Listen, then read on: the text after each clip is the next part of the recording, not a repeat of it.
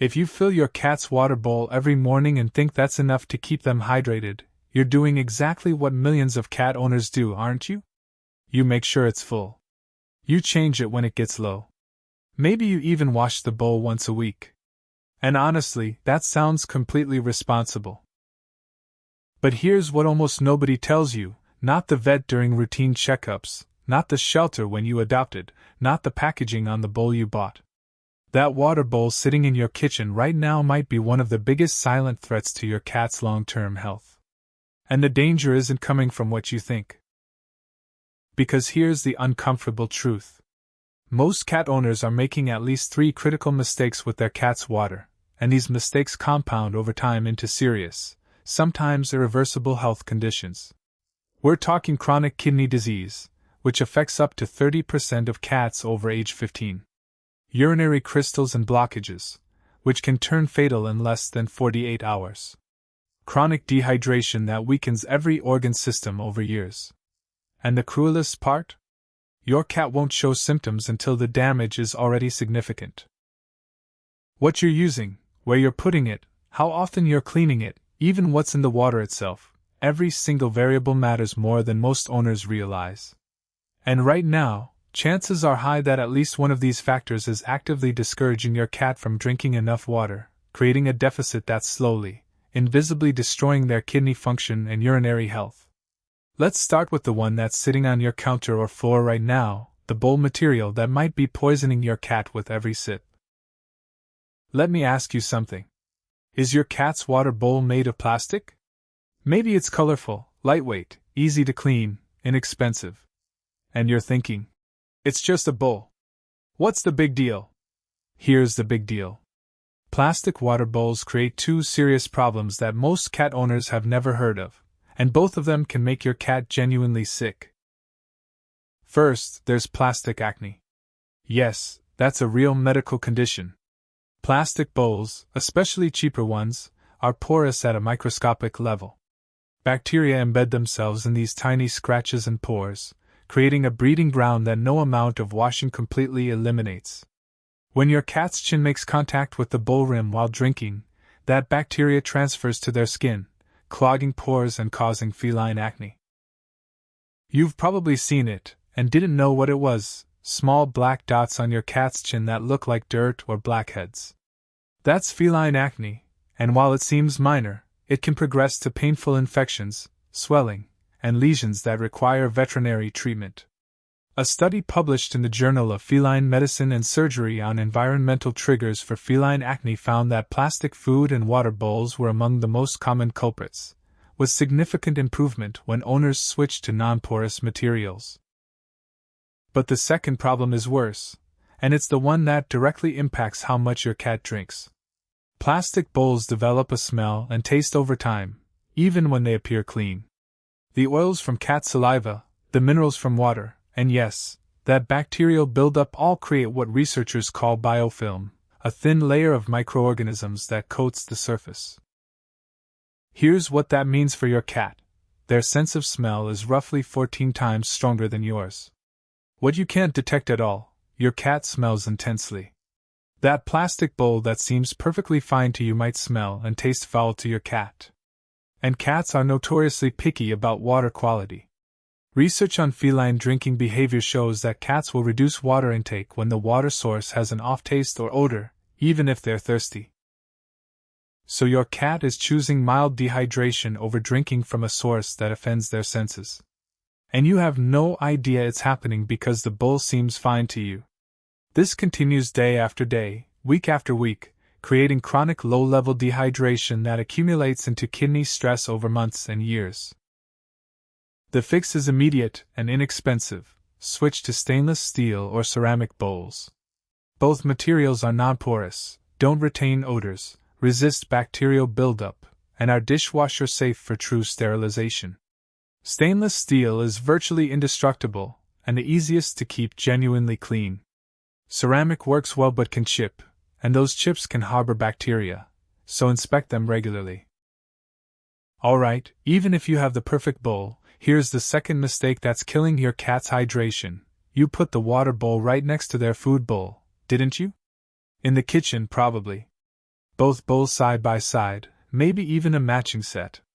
It seems logical, convenient, tidy. And it's exactly wrong. Here's what most cat owners don't understand about feline instincts. In the wild, cats eat their prey in one location, but they drink from water sources far away from kill sites. This isn't random. It's survival biology. Water near dead prey can be contaminated with blood, bacteria, and decomposition. So cats evolved an instinctive avoidance of drinking near food sources. Your domestic cat, sitting in your clean kitchen, still has that exact same wiring. When you place water next to food, their instincts whisper, "This water source is too close to the kill. It might be contaminated. Find another source." And many cats will, literally, drink less from a bowl placed next to their food than from an identical bowl placed across the room. Research on feline environmental preferences, published in the Journal of Veterinary Behavior, tested this directly. They found that cats showed measurably higher water consumption when water was placed in a separate location from food, sometimes increasing intake by as much as 30 to 40%. That's a massive difference with zero effort beyond moving a bowl. But the location problem goes deeper. Where is your water bowl right now? Is it in a high-traffic area where people walk by constantly? Is it near a noisy appliance like a dishwasher or washing machine? Is it in a corner where your cat has to put their back to the room to drink? Every single one of these factors can discourage drinking. Cats need to feel safe and unguarded while drinking. It's a vulnerable position, head down, attention focused, escape routes limited. If the location feels exposed or unpredictable, many cats will drink quickly and minimally, never achieving full hydration. A study on feline stress and resource access found that cats in multi-pet households especially avoided water sources in high-traffic or exposed locations. The fix requires some experimentation. Place water bowls in quiet, low-traffic areas separate from food. Ideally, have multiple water stations throughout your home, bathroom, bedroom, quiet corner of the living room. Let your cat choose which location feels safest. You'll often find they drink significantly more from one location than others, revealing where they feel most secure. And here's a detail that matters: make sure they can drink while seeing potential approaches. Don't put the bowl in a corner where they have to face the wall. Give them sight lines. Security increases consumption. Now let's talk about the water itself. You fill the bowl with fresh water, and 12 hours later, it's still sitting there, completely untouched. And you're thinking, "My cat just isn't thirsty." But here's what's really happening. Your cat's instincts are telling them that still water is dangerous water. In nature, moving water is safer than stagnant water. Streams and rainfall are fresh and oxygenated. Puddles and still ponds can harbor parasites, bacteria, and toxins. So cats evolved a strong preference for moving water over still water.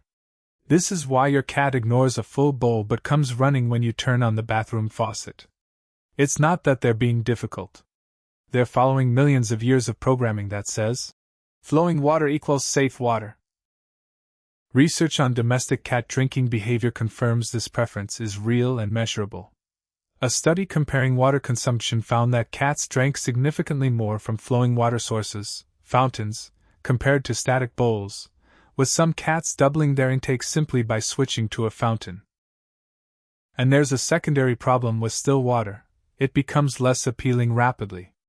Within hours, room temperature water absorbs odors from the environment, dust particles settle on the surface, and if it's near food, tiny bits of debris contaminate it. Your cat's sensitive nose detects all of this. What looks like fresh, clean water to you might smell like a stale pond to them. But here's the health consequence that matters most. Cats have a naturally low thirst drive because they evolved in desert environments eating prey that was 70% water. Modern cats eating dry kibble, which is only about 10% moisture, desperately need to drink water to compensate. But if their instincts are telling them the available water isn't safe, and their thirst drive is already weak, they simply don't drink enough. The result? Chronic dehydration that shows up as concentrated urine, which increases the risk of crystal formation, bladder inflammation, urinary tract infections, and progressive kidney damage. And most owners have no idea their cat is dehydrated because the cat seems fine. They eat, they play, they use the litter box. But inside, their kidneys are working overtime with insufficient fluid, wearing down function year after year. If you're realizing your cat's water setup has been working against their biology this whole time, that's exactly why Whisker Wisdom exists. Subscribe so you learn what your cat actually needs, not just what seems convenient. And stay with me, because the next problem is the one almost nobody thinks about, and it's creating bacterial contamination you can't even see. Be honest with me for a second. How often do you actually wash your cat's water bowl? And I don't mean refill it. I mean properly wash it with soap and hot water, or run it through the dishwasher. Once a week? Every few days? Only when you remember? Here's what's happening in that bowl between washings, and it's going to make you uncomfortable. Within 24 hours of filling a bowl with water, biofilm begins to form. This is a thin, slimy layer of bacteria, fungi, and other microorganisms that adhere to surfaces in the presence of moisture. You might not see it with the naked eye initially, but run your finger along the inside of your cat's water bowl right now. Does it feel slightly slippery or slimy? That's biofilm. Research on bacterial contamination in pet water bowls, published in veterinary and public health journals, found that pet water bowls are among the most contaminated items in the average household, ranking alongside kitchen sponges and toilet bowls for bacterial load. One study found coliform bacteria, yeast, and mold in the majority of pet water bowls tested, even in homes where owners considered themselves clean and attentive. And here's what makes this particularly dangerous. Some of these bacteria are zoonotic, meaning they can transfer between cats and humans. But for your cat specifically, drinking from a contaminated bowl can lead to gastrointestinal upset, oral infections, and chronic exposure to pathogens that stress the immune system. Plus, remember what we talked about earlier, your cat's powerful sense of smell. That biofilm has an odor. The bacterial metabolic processes create compounds your cat can detect even when you can't. So once again, your cat is faced with a choice: drink from a source that smells off, or don't drink as much. And once again, they choose reduced intake. The fix is behavioral change. Wash your cat's water bowl daily with hot, soapy water, or run it through the dishwasher. Daily. Not weekly. This prevents biofilm from establishing, keeps the water genuinely fresh, and removes the odor barriers that discourage drinking. And here's the detail that matters. If you're using a water fountain, which we'll discuss next, the fountain must be disassembled and thoroughly cleaned weekly. The pump, the tubes, every component. Fountains are wonderful for encouraging drinking, but they're also perfect biofilm factories if not maintained properly. That fountain that's been running for 2 weeks without cleaning? It's probably pumping bacteria-laden water that's defeating the whole purpose. So let's put this all together into a water strategy that actually supports your cat's health instead of undermining it. Here's what the ideal setup looks like, based on feline biology and behavior research. Material: stainless steel or ceramic bowls, or a cat water fountain with these materials. Avoid plastic entirely. Size and depth: wide and shallow. Cats don't like their whiskers touching the sides of the bowl. Research on feline feeding and drinking preferences shows cats prefer wide, shallow bowls that don't cause whisker fatigue. If your cat is dipping their paw in the water and licking it off instead of drinking normally, the bowl might be too narrow or too deep. Movement: consider a cat water fountain. Multiple studies confirm that fountains increase water consumption in most cats. The flowing water appeals to their instincts, stays fresher through oxygenation and filtration, and the sound can actually attract cats to drink more frequently. Just commit to weekly cleaning, or the benefit disappears. Placement: multiple locations, away from food. At minimum, have 2 water stations in different areas of your home, either of them next to the food bowl. Quiet, low-traffic areas where your cat can drink without feeling exposed. If you have a multi-level home, put water on each level. Quantity: more than one cat means even more water sources. The general rule is one more water station than the number of cats you have. 2 cats? 3 water locations. This prevents resource guarding and ensures every cat has access without competition. Maintenance: daily washing or at minimum, every other day. Fresh water daily is a given, but actually cleaning the bowl is non-negotiable. Build it into your routine like you do dishes or coffee making. Water quality: filtered is best. If your tap water is heavily chlorinated or has a strong mineral taste, consider using filtered water. Some cats are sensitive to chlorine and will avoid water they can smell it in. A simple filter pitcher can make a significant difference. Here's why all of this matters more than it might seem. Proper hydration is one of the most critical factors in feline health, particularly as cats age. When you optimize your cat's water setup, you're protecting against chronic kidney disease, the leading cause of death in senior cats. Adequate hydration supports kidney function and helps flush toxins. Dehydration accelerates kidney decline. Urinary crystals and stones: concentrated urine creates the perfect environment for crystal formation. Dilute urine, from adequate water intake, dramatically reduces this risk. Urinary tract infections and inflammation: proper hydration means more frequent urination, which flushes bacteria from the bladder before infections can establish. Constipation: dehydrated cats develop harder stools and chronic constipation, which can become a serious quality of life issue. A study tracking long-term health outcomes in cats found that increased water consumption was associated with significantly lower rates of kidney disease and urinary tract disorders. The researchers concluded that environmental modifications to encourage drinking were among the most impactful preventive measures owners could implement. You're not just changing a water bowl. You're potentially adding years to your cat's life by protecting the organs that fail most commonly in aging cats. So what does success look like? When you implement these changes: stainless steel bowl, quiet location away from food, daily washing, possibly a fountain, here's what you should start noticing within a week or 2: your cat drinks more frequently. You'll catch them at the water bowl multiple times per day instead of rarely. The water level drops noticeably between refills. Their litter box output increases, more frequent urination with lighter colored, less concentrated urine. This is good. Dark, concentrated urine is concerning. Over weeks and months, you might notice improved coat condition, better energy levels, and reduced stress around resource access. And internally, processes you can't see are working better: kidney filtration, temperature regulation, nutrient transport, waste elimination. Your cat's body is designed to run on adequate hydration. You've just removed the barriers that were preventing them from getting it. At Whisker Wisdom, we believe the simplest changes often have the biggest impact.